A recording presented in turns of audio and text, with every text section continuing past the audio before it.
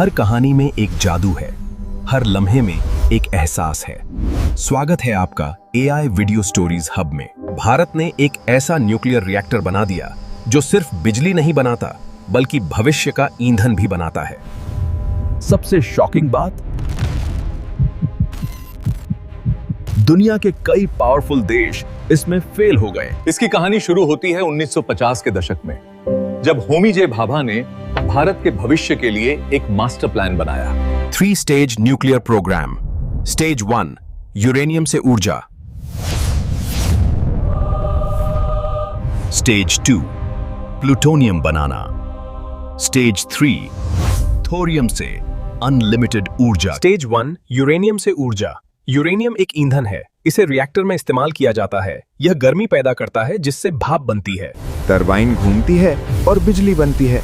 लेकिन खास बात यह है कि इसी प्रक्रिया में प्लूटोनियम भी बन जाता है, एक साइड प्रोडक्ट के रूप में। स्टेज 2 प्लूटोनियम से और ज्यादा ईंधन। आसान भाषा में, पहले स्टेज में जो प्लूटोनियम बना उसे फिर से रिएक्टर में इस्तेमाल किया जाता है। खास क्या है, ये रिएक्टर जितना ईंधन इस्तेमाल करता है उससे ज्यादा ईंधन बनाता है। इसी वजह से इसे ब्रीडर रिएक्टर कहा जाता है। और इसका सबसे बड़ा उदाहरण है PFBR, कल्पक्कम वाला रिएक्टर। स्टेज 3 थोरियम से अनलिमिटेड ऊर्जा। भारत के पास थोरियम बहुत ज्यादा मात्रा में है, लेकिन इसे सीधे इस्तेमाल नहीं किया जा सकता। कैसे काम करता है? पहले इसे एक खास ईंधन में बदला जाता है और फिर उसी ईंधन से ऊर्जा पैदा की जाती है। पहले यूरेनियम से ऊर्जा, फिर प्लूटोनियम से और ईंधन, और आखिर में थोरियम से भविष्य सुरक्षित है। क्योंकि भारत के पास यूरेनियम कम है, लेकिन थोरियम दुनिया में सबसे ज्यादा है।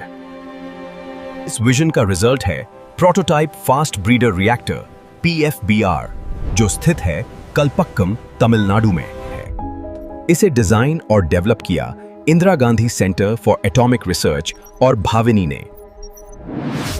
इसका निर्माण शुरू हुआ 2000 के शुरुआती सालों में और इसे पूरा होने में लग गए 20 से भी ज्यादा साल। इस प्रोजेक्ट की लागत लगभग 6,800 से 7,000 करोड़ रुपए है और इसकी पावर कैपेसिटी है 500 मेगावाट, जो लाखों घरों को बिजली दे सकती है। अब समझते हैं ये काम कैसे करता है। नॉर्मल न्यूक्लियर रिएक्टर सिर्फ फ्यूल इस्तेमाल करता है, लेकिन PFBR एक फास्ट ब्रीडर रिएक्टर है। ये यूरेनियम से ऊर्जा बनाता है और साथ ही नया फ्यूल भी तैयार करता है। और इस प्रक्रिया को ब्रीडिंग कहा जाता है।